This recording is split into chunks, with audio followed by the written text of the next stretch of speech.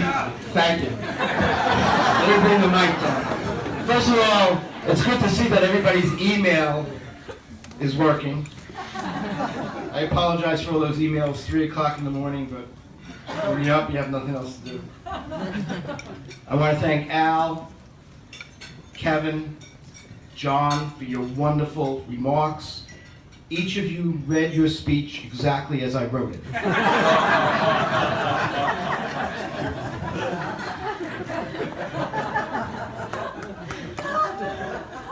First of all, before I forget, my lovely wife, Kathy.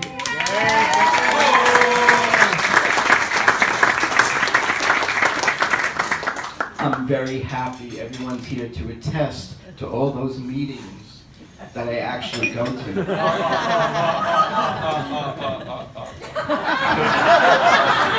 That's another story, but I'll say that for too long. My lovely daughter, Mikkel, her husband, Jeff. The grandkids are right up the street, probably about a mile away. Hopefully someone's home with them. If not, I'll be representing you. Not for free.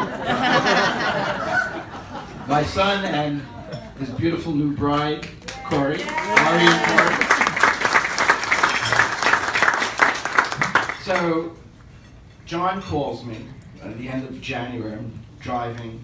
I don't think the top was down. It was probably a little chilly then. And I see John Cannon, caller ID. I still answer the phone. And I go, okay, how much is this going to cost me? What dinner did I forget to go to, or which one's coming up? And he goes, Ed, would you accept the Isabel Dodd Award from the Seacliff Republican Club? And I was still driving. And I was actually taken aback. I was not expecting it. I know people in the past, I've been to dinners, which I'll talk about in a minute, and it really touched me, and I thank you. But I said, John, I'm not a Republican. I'm an independent. He goes, I know. And he says, you were endorsed by the committee, the club, the leaders of the town, and it took on a new experience, a new significance to me as far as getting beyond party lines. And I said I would be honored. And as soon as I got out, I said to him, so what's the record number of people that you've had at a dinner? And he knew the number like that. And I said, I shouldn't say I think, I said, I'm going to try to top that. And I applaud each and every one of you for topping that.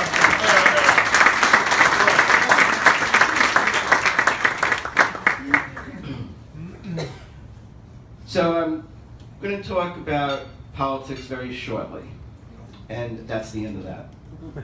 I said to John the other day, this is going to be, very hot time of the season, so to speak. He says, but we're not going to talk about politics. I said, great. We could talk about the other favorite subject, me. But when I look out, I see me. I see my family.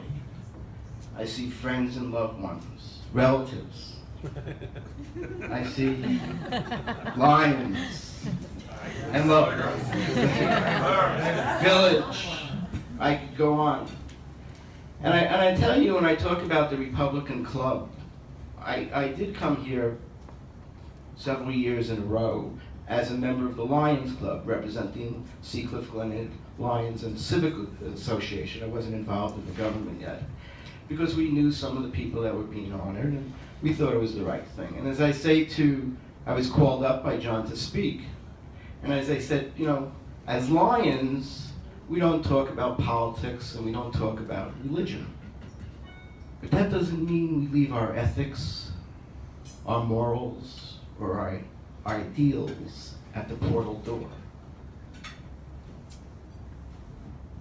The people that I saw who were members of the Republican Club, who were here tonight, were people that I otherwise knew. There was Jeff Vitale. Jeff Vitale I met when he was 13, my son's best man at the wedding.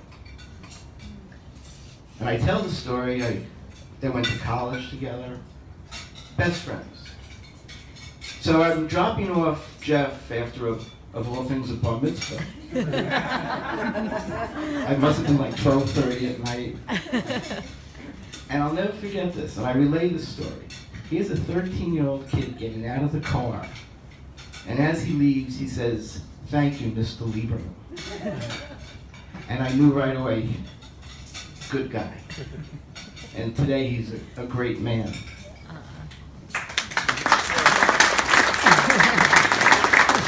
So he was one of those people in the room that I would not have otherwise gone to, unless I was invited as a member of the Lions Club. And who else was in that room? Of course, John I knew from the courts. And just one quick story, of course.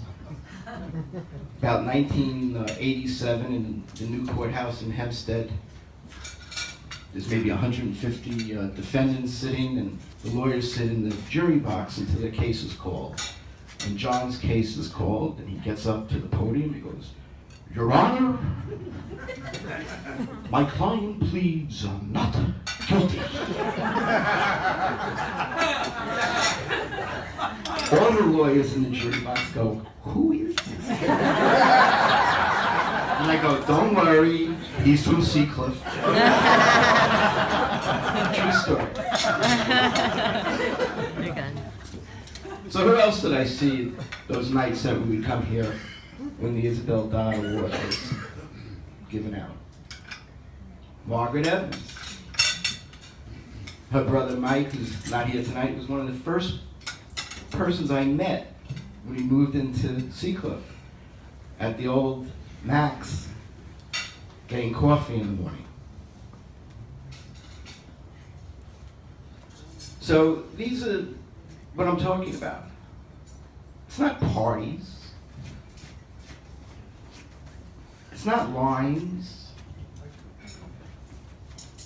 It's the individuals beyond that. Isabel Dodd was the commissioner of elections in Mineola, 400 County Seat Drive. So in 1978, I'm a 26, 27-year-old, just admitted, newly appointed assistant district attorney, and Dennis Dillon, his mantra was that the office would be apolitical. So as soon as I was sworn in, I walked across the street, went into the Board of Elections, where Isabel Dodd was there, and her name was prominently displayed. And at that point, I filed as an independent, so that